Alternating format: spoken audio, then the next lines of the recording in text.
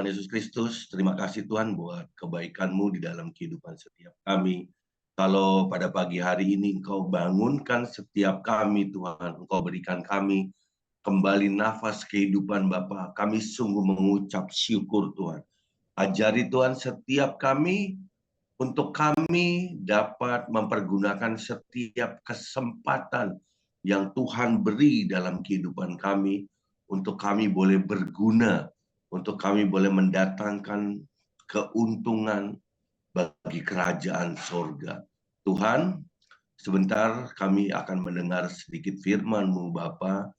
Kami percaya Tuhan Engkau Allah Roh Kudus yang menguasai alam roh Tuhan.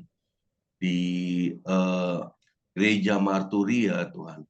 Kami percaya Tuhan, kami memakai otoritas dari surga. Kami mau hardik semua yang bukan dari Tuhan. Di dalam nama Tuhan Yesus Kristus, biar setiap firman yang ditabur pada pagi hari ini, itu benar-benar menjadi benih yang jatuh di tanah yang subur. Dan Tuhan Yesus urapi Tuhan. Hamba-Mu yang bodoh ini Tuhan, yang gak ada apa-apanya ini Bapa, pakai di dalam mulut bibir Hamba-Mu ini Bapa, untuk menyampaikan isi hati-Mu pada pagi hari ini. Terima kasih Bapa, di dalam nama Tuhan Yesus Kristus. Mari kita yang siap dengarkan firman Tuhan sama-sama katakan, amin. Shalom Gereja Marturia. Wow, senang rasanya bisa melayani di Gereja Marturia ini di Waingapu, Nusa Tenggara Timur. Oh, saya pernah ke daerah Nusa Tenggara Timur, tapi cuma sampai Kupang dan Pulau Rote, Waktu itu tahun 2000 dan tahun 2010 itu. Beta ada di sana itu, karena beta ada saudara di Pulau Rote di sana. Oke, jadi langsung saya mau bawakan satu tema yang namanya hati-hati dengan pemotongan destiny. Pemotongan destiny. Jadi apa yang namanya destiny?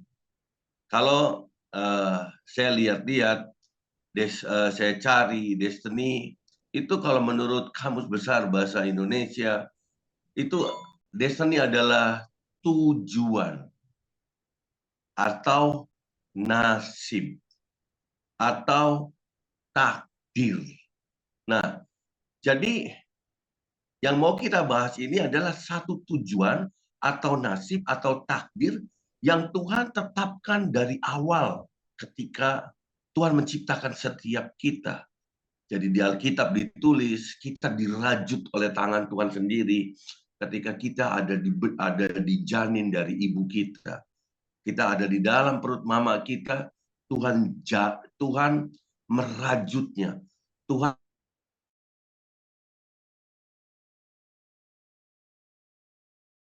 kasih. Bahkan kita manusia adalah ciptaan yang serupa dan segambar dengan Tuhan. Jadi tentunya Tuhan ciptakan setiap kita itu bukan main-main.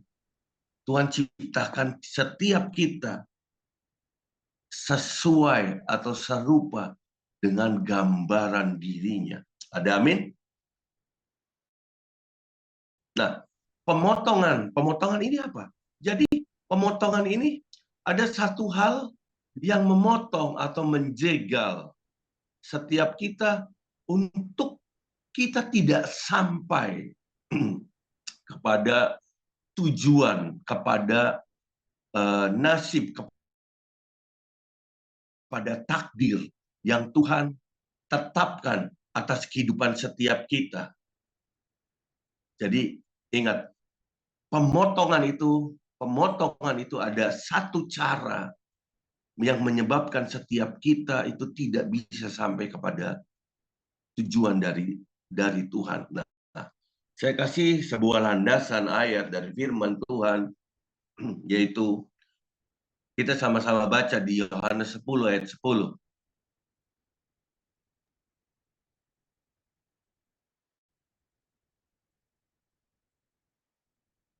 Yohanes 10 ayat 10.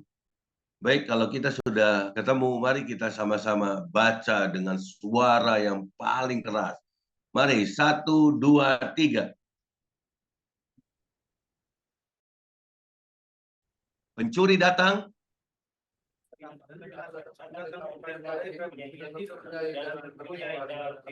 Pelan-pelan. Ah, Baca pelan-pelan supaya. ya. 1, 2, 3.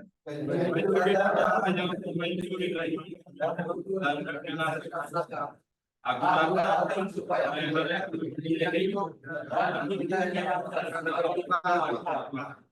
Wow. Ya kan? Di ayat ini dikatakan pencuri datang hanya untuk mencuri dan membunuh dan membinasakan. Aku datang supaya mereka mempunyai hidup dan mempunyai hidup dengan dalam segala kelimpahan. Amin. Nah, saya ada mau tanya, siapa pencuri dalam ayat ini? iblis. Iblis. Oke. Kita sepakat ya, iblis sebagai pencuri. Nah, jadi kalau kita coba kita bayangkan kita di rumah kita lah. Kenapa pencuri itu bisa masuk ke dalam rumah kita? Kenapa pencuri bisa masuk ke dalam rumah kita? Karena ada celah toh? Karena ada celah kan? Nah, celah baik sempit atau besar itu yang diprediksi oleh setiap kita atau tuan rumah itu, oh ini pencuri ini masuk dari sini. Nah, tapi pencuri itu datang pasti selalu tiba-tiba. Nah, kalau coba kita bayangkan, nah si pencuri itu kita tadi sama-sama sepakat. Nah, si pencuri itu iblis. Nah, kenapa iblis bisa masuk ke dalam diri kita? Kenapa? Karena ada celah di dalam diri kita. Celahnya apa? Mungkin kita ada kemarahan. Mungkin kita ada ketakutan. Ketakutan mungkin karena kita son punya duit. Kita nggak punya uang cukup. Nah, itu sebuah celah yang sampai pada akhirnya iblis ke dalam kehidupan kita. Nah, jadi celah di dalam diri kita yang bisa buat iblis itu masuk adalah dosa. Dosa. Dosa kecil, dosa besar, sama-sama dosa. Dan upah dosa adalah maut. Nah, jadi kalau dosa di dalam bahasa Yunani itu artinya harmatia. Harmatia. Ya, di mana harmatia ini artinya tindakan atau perilaku yang tidak sesuai dengan kehendak Allah. Itu semua dosa. Sekali lagi saya katakan, tindakan atau perilaku yang tidak sesuai dengan kehendak Allah. Kita bisa baca tentang dosa itu di Galatia 5 ayat 19 sampai 21. Galatia 5 ayat 19 sampai 21.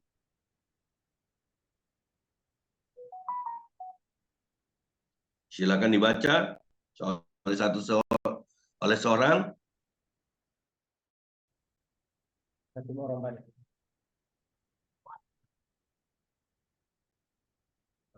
Perbuatan daging telah nyata, yaitu percabulan, kecemaran, hawa nafsu, penyembahan berhala, sihir, perseteruan, perselisihan, iri hati, amarah, kepentingan diri sendiri, percederaan, roh pemecah, kedengkian, kemabukan, pesta pora, dan sebagainya. Terhadap semuanya itu, kuperingatkan kamu seperti yang telah kubuat dahulu, bahwa barang siapa melakukan hal-hal yang demikian, ia tidak akan mendapat bagian dalam kerajaan Allah. Demikian jawab ucapan. Terima kasih. Oke. Jadi ketika kita melakukan apa yang Galatia 5 ayat 19 sampai 21 itu tuliskan, kita dikatakan tidak akan mendapat bagian dalam kerajaan Allah. Tapi kenapa? Kenapa? Kenapa yang jelas-jelas kita ini percaya ketika kita memeluk agama, semua agama, berarti kita setelah kehidupan ini, nah kita memutuskan untuk percaya Yesus sebagai Tuhan dan Juru Selamat, kita percaya ada sebuah jaminan dari Tuhan. Bahwasannya apa? Kita akan selamat, kita akan masuk surga. Tapi kenapa banyak anak Tuhan dia berani menggantikan keselamatan itu dengan perbuatan daging? Saya katakan enggak ada orang yang kebal dengan dosa, tidak terkecuali saya sebagai hamba Tuhan, tidak terkecuali. Nah itu. Jadi kita harus benar-benar dalam kehidupan kita sebagai anak Tuhan, kita harus benar-benar kita menjaga hati kita agar apa? Agar tidak ada celah. Soal ada celah sedikit itu lebih baik dalam kehidupan kita. Itu lebih baik. Karena tidak ada pijakan iblis untuk masuk ke dalam diri kita. Karena apa? Ketika iblis masuk ke dalam diri kita, apa yang dia curi? Dia akan curi yang namanya sukacita kita. Dia akan curi yang namanya damai sejahtera kita. Ketika ketakutan masuk ke dalam diri kita, takut anak kita kenapa, takut sakit penyakit, takut keuangan kita menipis. Kita mulai pikiran kita, iblis mulai terus membisikkan kita, mencoba memanipulasi sebuah kebenaran yang ada di firman itu untuk kita terjebak ke dalam, akan membinasakan kita.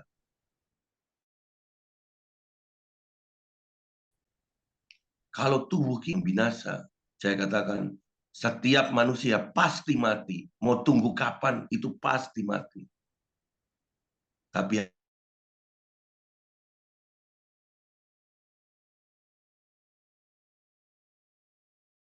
yang mengerikan itu mati secara rohani, kerajaan surga. Jangan pernah tukarkan umur di dunia yang Alkitab katakan 70 tahun. Kalau kuat 80 tahun. Sisanya itu penderitaan. Artinya apa? Ada batas umur kita hidup di dunia ini.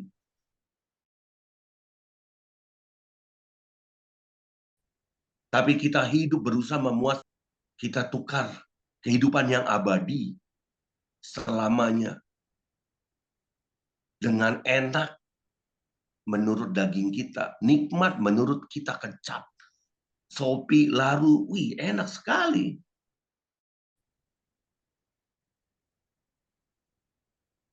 Setiap orang pasti mengalami proses, tapi percayalah saudara-saudara, ketika Tuhan panggil kita, ketika Tuhan tegur kita, tolong kita mengerti. Tolong kita mengerti. Ada amin?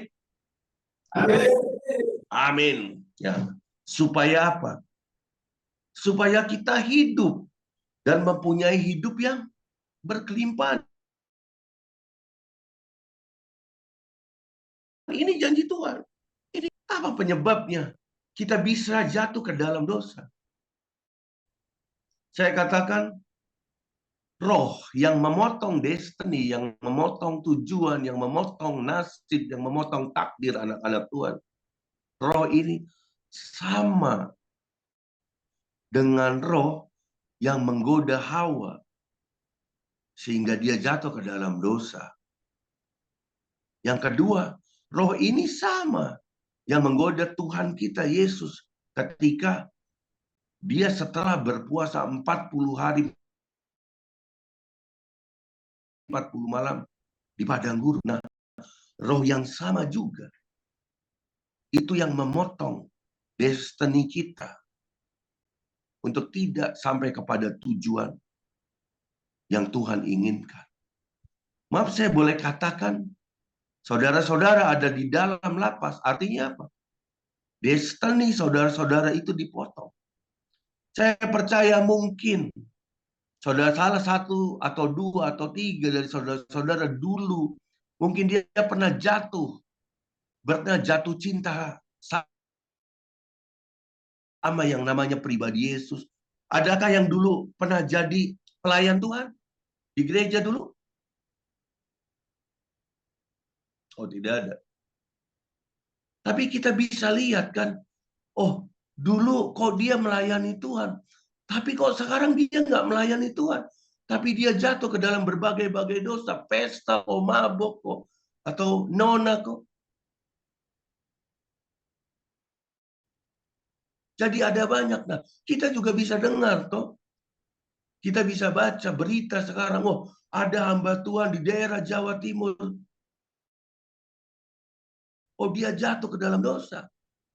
Dia harus mencabuli jemaatnya. Ada hamba Tuhan yang dia makan duit gereja ini dan itu semua. Karena apa? Karena dia sonde jaga hati. Dia tidak jaga hati. Percayalah, iblis itu kerja full time. Dia seperti singa, jalan berkeliling mengaum-ngaum. Tapi kau anak Tuhan, kerjanya hanya part time. Berdoa juga susah. 1 jam saja berjaga-jaga juga susah. Tapi kalau kau duduk, bernyanyi, minum kopi, oh nanti sampai pagi baru selesai itu. Mudah. Saya bilang, nggak ada orang yang sempurna. Setiap manusia punya kelemahan. Untuk itu kita harus selalu berjaga-jaga. Ada amin. Nah, kalau kita baca di Kejadian 3 ayat 4 sampai 5, Kejadian 3 ayat 4 sampai 5, di mana iblis merayu Hawa. Silakan dibaca salah satu. Tetapi ular itu berkata kepada perempuan itu, sekali-kali kamu tidak akan mati. Tetapi Allah mengetahui bahwa pada waktu kamu memakannya, matamu akan terbuka dan kamu akan menjadi seperti Allah, tahu tentang yang baik dan yang jahat. Demikian jawab. Amin. Nah, ini sebuah trik yang iblis buat. Dia memutarbalikkan perintah Tuhan atau perkataan Tuhan sehingga membuat Hawa ingin menjadi seperti Tuhan. Dia ingin tahu segala-galanya. Padahal kalau Hawa benar-benar jadi Tuhan, dia akan berpikir pusing. 8 miliar manusia dengan punya 8 miliar keinginan, 8 miliar perilaku, belum macam-macam perbuatan dan dosa. Pasti pusing. Jadi mendingan kita jadi manusia saja. Tinggal urus diri sendiri sudah. Sampai tunggu waktunya Tuhan datang. Selesai. Ya itu. Jadi trik yang klasik yang iblis pakai itu ialah dia menipu atau dia membuat muslihat. Dia membuat tipuan. Sehingga jatuh ke dalam dosa. Kalau kita bisa lihat sekarang pejabat banyak ditangkap karena korupsi, saya percaya itu semua berawal dari korupsi kecil. Korupsi kecil. Oh dia pikir, oh soalnya ada yang tahu. Soalnya ada yang tahu, tenang. Kotong main bersih, semua sudah terbagi rata. Tapi percayalah, soalnya ada kejahatan yang sempurna. Tidak ada kejahatan yang sempurna. Tidak ada. Bahkan ketika orang lain tidak tahu, Tuhan pasti tahu dari surga. Nah, saya beta mau tanya nih, mungkinkah Tuhan menetapkan sebuah destiny atau tujuan atau nasib atau takdir yang salah atau yang membuat kita susah? Mungkinkah Tuhan menetapkan seperti begitu? Tidak. Tapi kenapa kita bisa lihat di televisi, wah, orang-orang bilang, aduh nasib, sudah nasib. Kita hidup susah, sudah nasib. No, tidak. Tuhan ciptakan kita dengan sebuah tujuan yang sangat-sangat mulia. Kalau kita lihat di kitab Keluaran, manusia diciptakan sama Tuhan untuk menguasai bumi. Kalau kita lihat di kitab Keluaran, Tuhan menjanjikan orang Israel,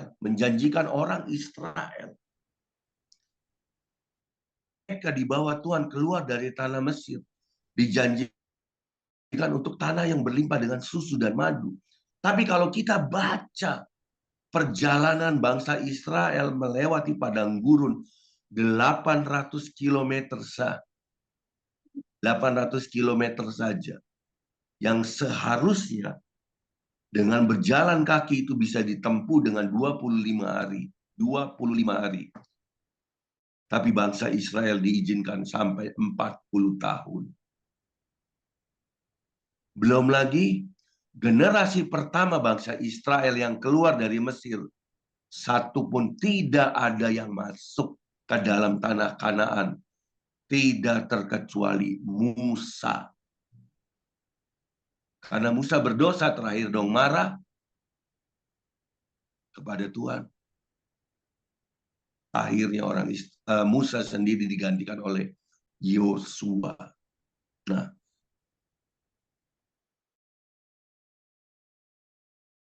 kalau kita baca di kitab ketika bangsa Israel ditahan oleh Babel, di pembuangan Babel, Tuhan merancangkan semua hari depan yang cerah dan penuh harapan. Sama. Percayalah saudara-saudara, setiap kita oleh Tuhan dirancangkan semua yang baik, semua yang indah, hidup penuh berkelimpahan. Ada amin?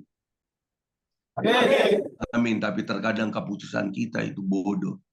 Terkadang. Tidak terkecuali saya. Saya pun pernah menjalani hidup penuh dengan kesia-siaan. Hidup mabuk-mabukan, merokok, narkoba, perzinahan. Tidak terkecuali. Cuma tolong responi ketika Tuhan panggil kita. Responi dengan baik.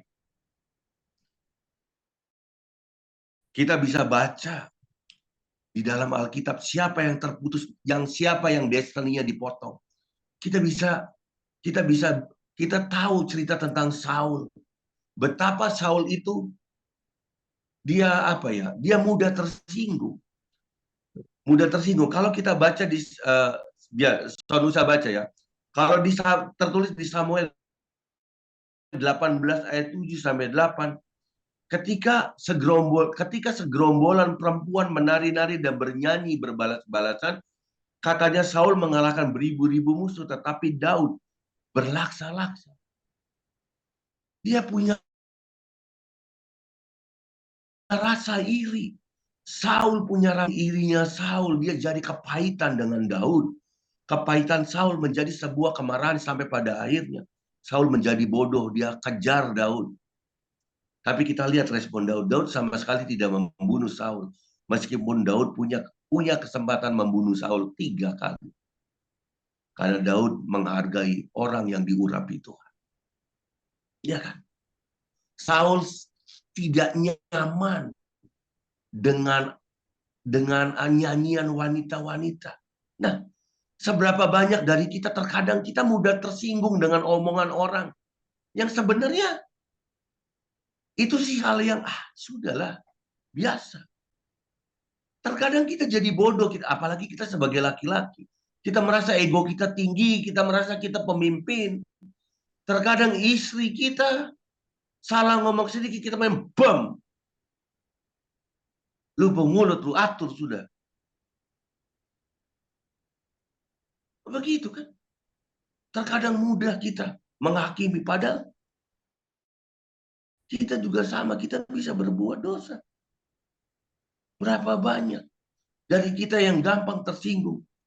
Bahkan kita bisa lihat kawan tersinggung dengan kawannya, wah, bisa baku pukul sampai baku bunuh. Itu kan lucu. Itu lucu. Semua perkara, semua masalah sebenarnya bisa selesai dengan yang namanya bicara. Manusia dikasih akal budi untuk dapat menyelesaikan dengan baik-baik. setiap masalah. Nah, coba kalau kita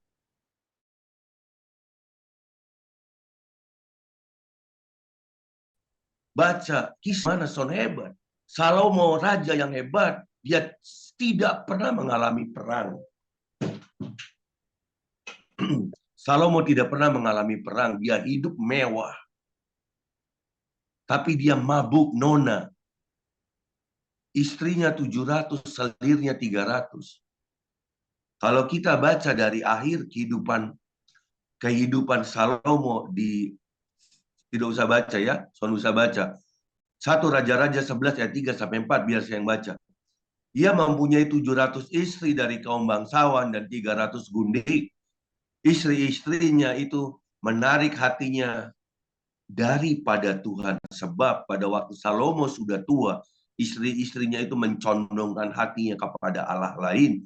Sehingga ia tidak dengan sepenuh hati berpaut kepada Tuhan Allahnya seperti Daud ayahnya. Nah, kita nggak bisa mengerti apakah Salomo bisa masuk surga atau enggak. Tapi Alkitab menulis hatinya dicondongkan. Jadi suatu saat kalau kita pulang ke surga, rumah Bapa, oh kalau kita nggak ketemu Raja Salomo, oh ya berarti Salomo masuk neraka sudah. Karena hatinya terakhir condong. Nah, berapa banyak dari kita yang mudah condong hati kita. Condong. Sedikit kaya, wih, sombongnya. Seperti tidak menginjak tanah, dia terbang, dia mau dipuji.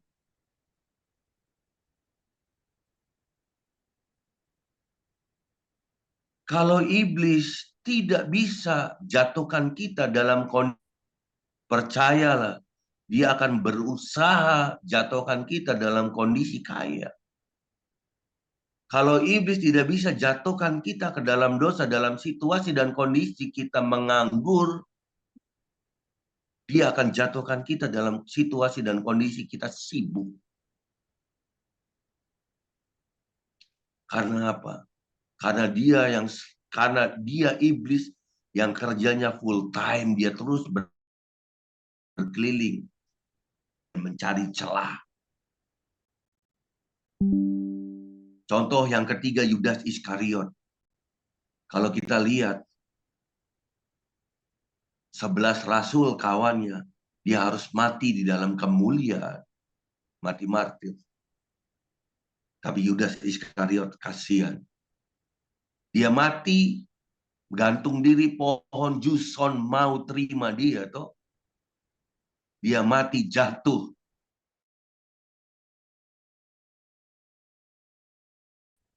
Nah, jadi hari ini saya mau bagiin 3 hal.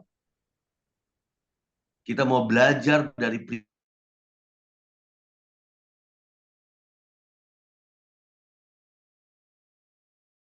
pribadi Yesus, kali dia setelah berpuasa dari padang, berpuasa 40 hari 40 malam, dan dia dicobai di padang gurun.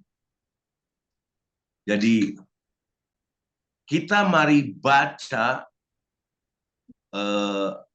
ini bersaut-sautan ini, sebelah kanan dan sebelah kiri saya. Ini ayatnya lumayan panjang, jadi Matius 4 ayat 1 sampai 11.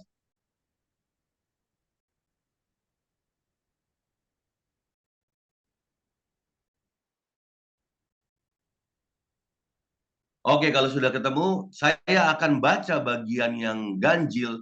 Nah, saudara-saudara sekalian baca dengan yang bagian genap. Oke, kita mulai. 1, 2, 3. Maka Yesus dibawa oleh roh ke padang gurun untuk dicobai iblis. Silakan 42, silakan ayat 2.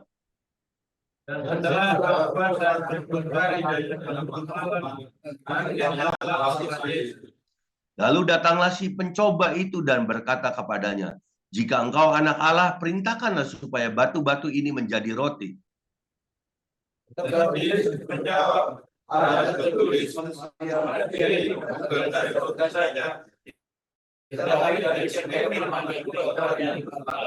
kemudian iblis membawanya ke kota suci dan menempatkan dia di hubungan bait Allah.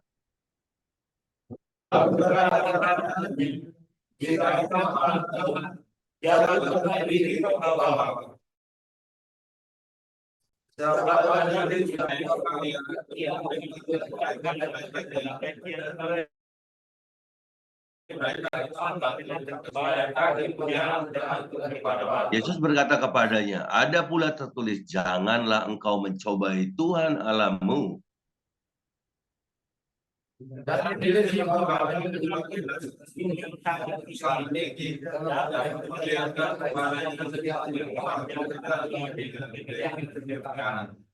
Dan berkata kepadanya, semua itu akan kuberikan kepadamu jika engkau sujud menyembah.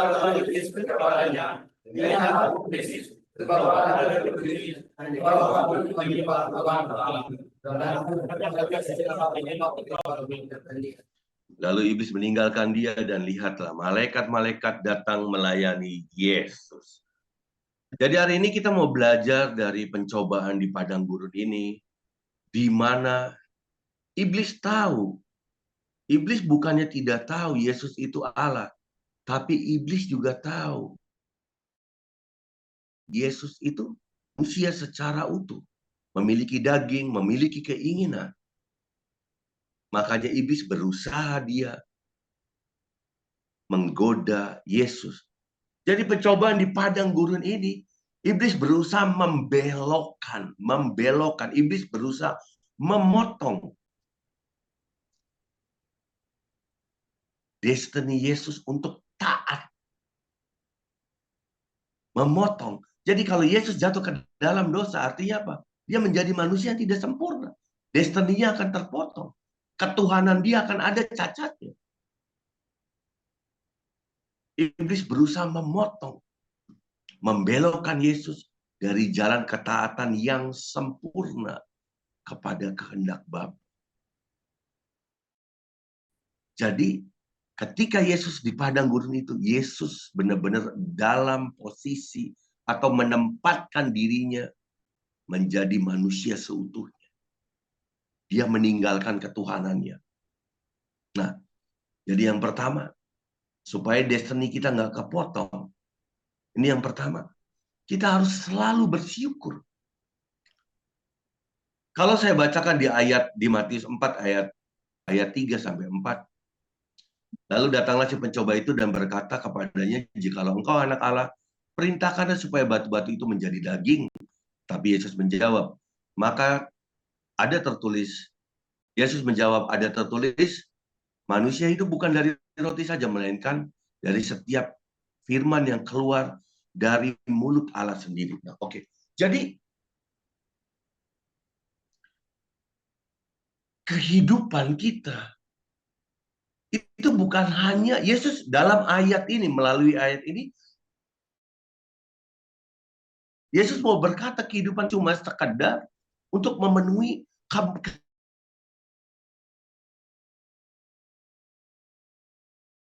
keinginan kita aja, kebutuhan kita. Nah, itu kebutuhan.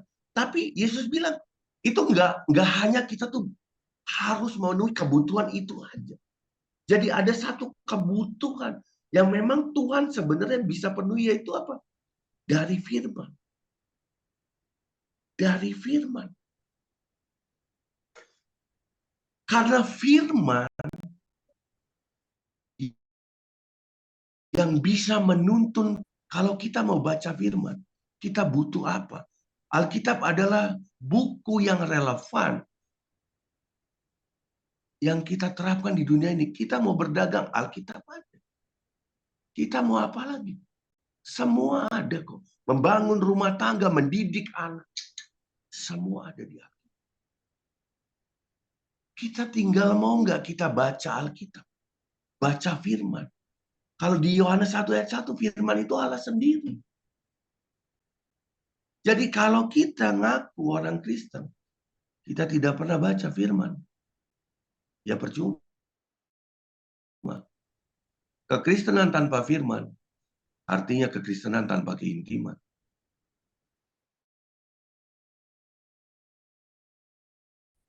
Kristen, dia akan berusaha berjalan sendiri. Makanya, di Mazmur 119 ayat 105, firman-Mu itu pelita bagi kakiku dan terang bagi jalanku. Jadi, amin, seperti saya katakan di awal, hidup kita di dunia ini cuma sementara. Tapi ketika kita percaya, kita beragama, agama manapun, kepercayaan manapun, dia percaya ada kehidupan lain setelah kehidupan sekarang. Dan kita yakini, untuk kita dapat melalui kehidupan di dunia ini dengan baik, kita butuh firman. Seperti tertulis, firman-Mu itu adalah pelita bagi kakiku dan terang bagi jalanku. Coba bayangkan, tanpa firman sama aja kita berjalan di dalam kegelapan. Kalau kita nggak nabrak, ya kita akan tersesat. Itu tanpa firman. Itu. Jadi kita harus bersyukur. Karena kekuatan bersyukur itu akan merubah paradigma kita. Kita akan berusaha mencukupkan dengan apa yang Tuhan beri. Kalau perut kita cukup makan 1 piring, cukup sudah 1 piring. Kenapa kita harus tambah 2-3 piring? Karena tubuh ini bait Allah tuh. Tubuh yang Tuhan kasih ini bait Allah. Bahkan saya katakan kita serupa dan segambar dengan Allah. Tapi terkadang kita manusia, kita berjalan sendiri. Waktu masih muda, kita tua, sakit mulai. Makin hari makin parah, kita berdoa, Tuhan sembuhkan saya. Tuhan sembuhkan saya. Kalau tidak sembuh-sembuh, kita marah ke Tuhan. Weh, Tuhan sonde ada. Tuhan tidak ada. Loh, kalau Tuhan mau ngomong, salah siapa? Lu pun salah, kenapa lu salahin beta?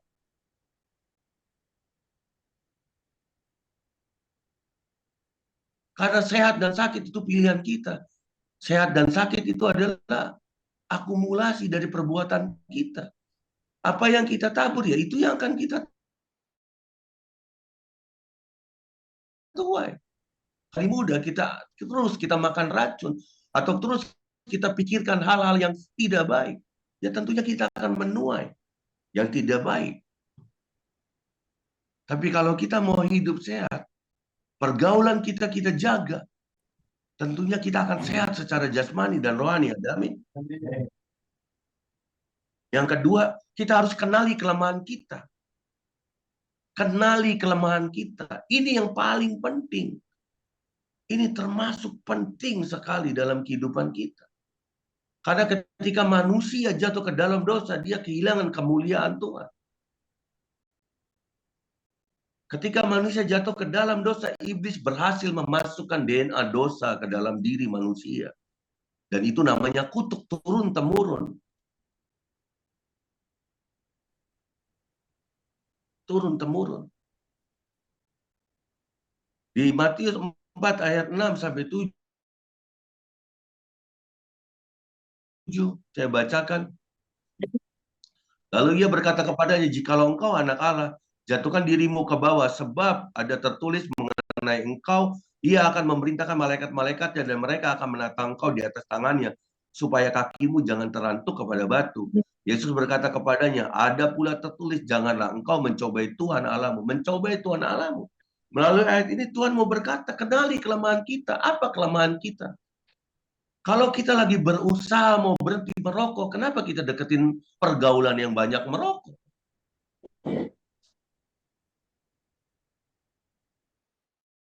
Kalau kita tidak bisa mengekang nafsu kita secara birahi,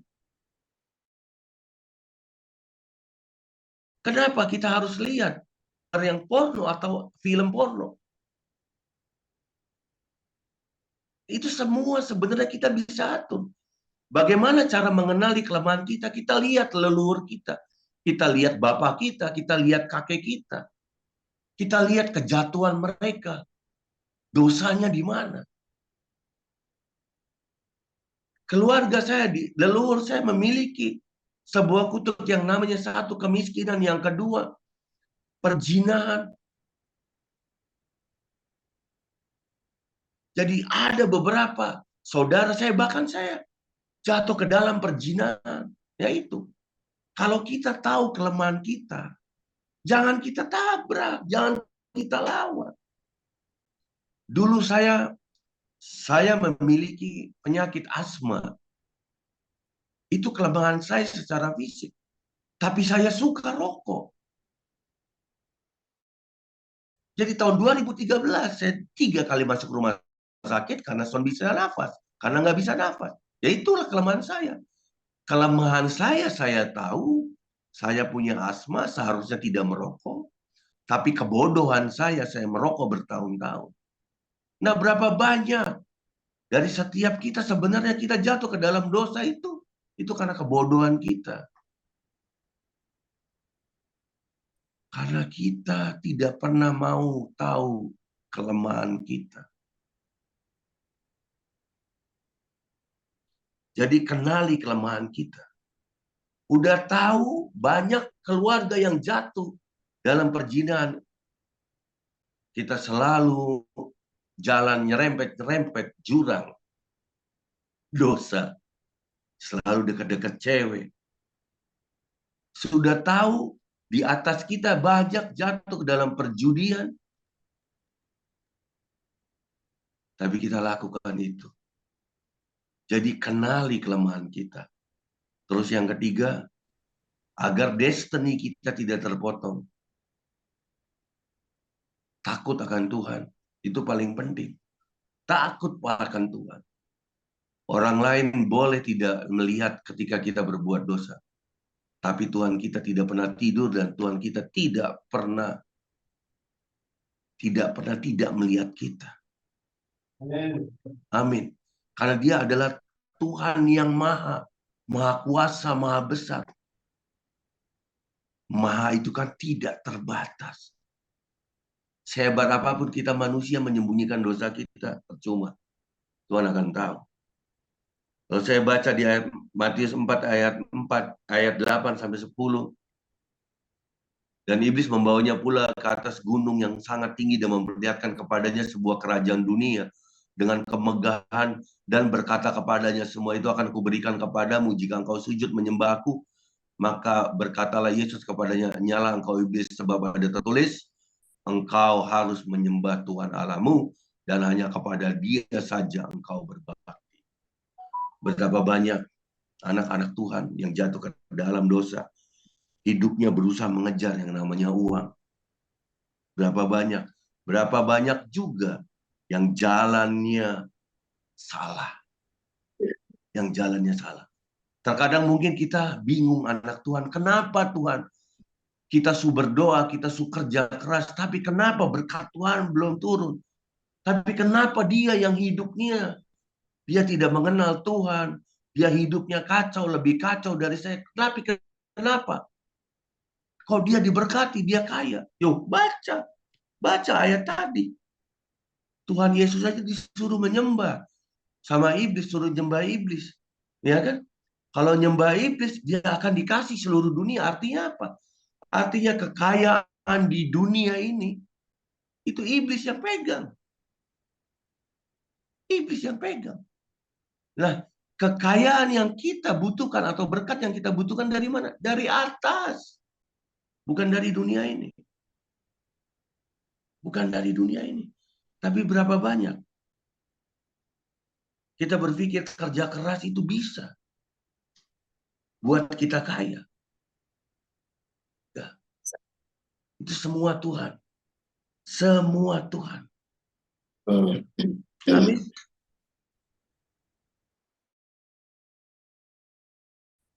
Tuhan itu sangat penting. Karena apa? Amsal 1 ayat 7. Amsal 1 ayat 7. Silakan baca. Amsal 1 ayat 7.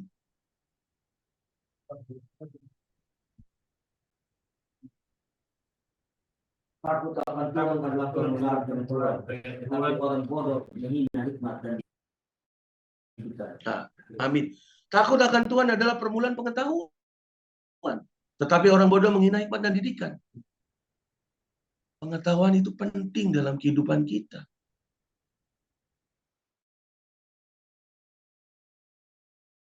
Jadi tahu, mencari tahu itu penting. Bahkan untuk menjalani kehidupan kita. Bagaimana ketika kita mau berdagang tapi kita tidak tahu berjualan. Tidak tahu pasar kita harus lari kemana. Dengan pengetahuan kita bisa berstrategi. Dengan pengetahuan kita bisa menghindar dari jebakan-jebakan iblis. Dengan pengetahuan.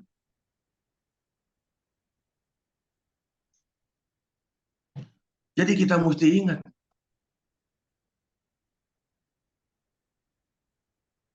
Takut akan Tuhan itu penting sekali. Jadi hari ini kita belajar 3 hal ya. Supaya destiny kita tidak terpotong. Yang pertama kita harus bisa bersyukur. Bersyukur. Yang kedua kenali kelemahan kita. Kenali kelemahan kita. Jangan terus.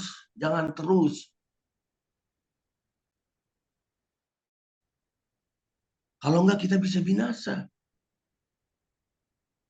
Yang ketiga takut akan Tuhan. Jadi saya akan tutup.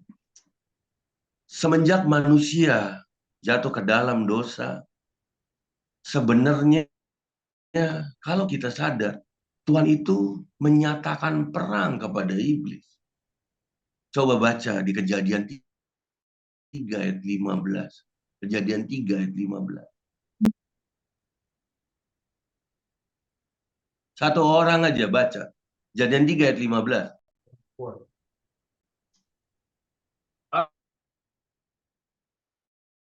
Aku akan mengadakan permusuhan kau dan perempuan ini antara keturunanmu dan keturunannya. Keturunannya akan meremukkan kepalamu dan engkau akan meremukkan tumitnya.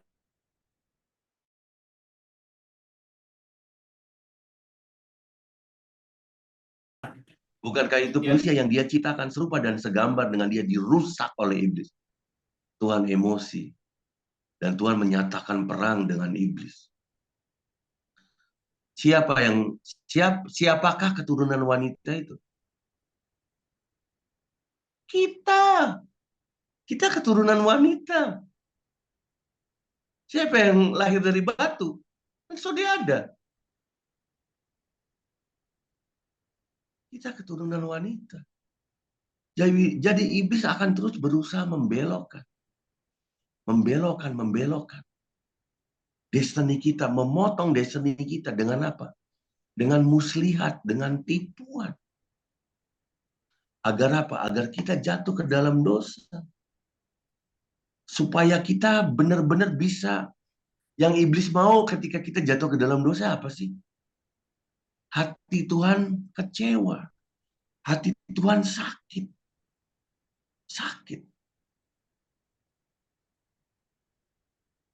Karena ketika kita jatuh ke dalam dosa, ketika kita berbuat dosa, sama dengan kita memberontak terhadap Tuhan. Dan kalau kita mau baca dalam perjalanan orang Israel, kalau orang Israel mulai bersungut-sungut, orang Israel itu bisa dimusnahkan oleh Tuhan.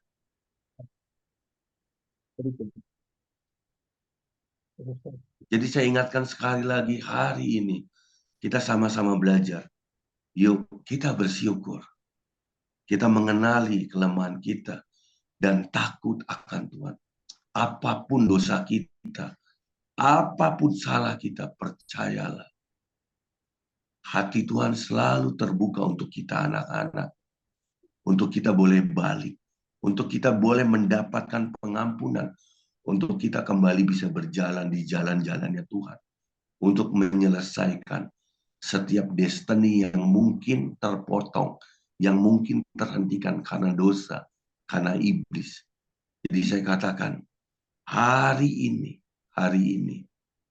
kita sama-sama udah diajar, kita sama-sama udah belajar, supaya kita bisa balik ke jalan-jalan yang Tuhan inginkan. Amin. Mari kita berdoa. Bapak, di dalam nama Tuhan Yesus Kristus, terima kasih Tuhan, hamba-Mu selesai berkata-kata Tuhan. Namun kami percaya Tuhan, Engkau adalah Roh Kudus yang akan selalu bergerak Engkau Allah Roh Kudus selalu bekerja Tuhan. Sehingga Tuhan, Engkau Allah yang akan menuntun Tuhan setiap kami yang mendengarkan kebenaran firman pada pagi hari ini Tuhan, untuk kami bisa belajar bersyukur. Untuk kami boleh mengenali Tuhan setiap kelemahan kami. Dan untuk kami boleh Tuhan selalu takut akan Engkau. Karena Engkau Allah yang setia Tuhan. Engkau Allah yang adil Tuhan. Terima kasih Tuhan. Dan kami percaya Tuhan, setiap benih firman yang ditabur pada pagi hari ini, itu akan pernah pulang dengan sia-sia. Terima kasih Tuhan. Ditutup ibadahnya. Bagaimana Bapak Pendeta? Apakah ibadahnya langsung ditutup? Dari Bapak Pendeta mau tutup. Baik. Kita Kalau gitu saya sambut semua jemaat berdiri dan terimalah berkat daripada Tuhan. Mari kita angkat kedua tangan kita. Angkat kedua tangan kita dan terimalah berkat daripada Tuhan. Diberkatilah kesehatanmu, diberkatilah keluargamu, diberkatilah anak-anakmu, diberkatilah segala usaha, segala pekerjaanmu. Dan biarlah tangan Bapa sendiri yang menuntun setiap kita, yang merangkul setiap kita untuk masuk ke dalam lingkaran anugerahnya. Dan biarlah cinta kasih dari Tuhan kita Yesus Kristus tercurah bagi kita, meradiasi, menghabisi semua yang bukan dari Tuhan di dalam kehidupan kita. Dan biarlah perkenanan, pembelaan dari pribadi Roh Kudus itu selalu ada dan menyertai setiap kita. Mulai hari ini sampai Maranatha, Tuhan datang kedua kali. Dan terimalah berkat melimpah dari Tuhan kita. Sukacita dan damai sejahtera tercurah melimpah. Nama Tuhan Yesus Kristus. Mari kita yang percaya telah menerima berkat Tuhan. Sama-sama katakan. Amin.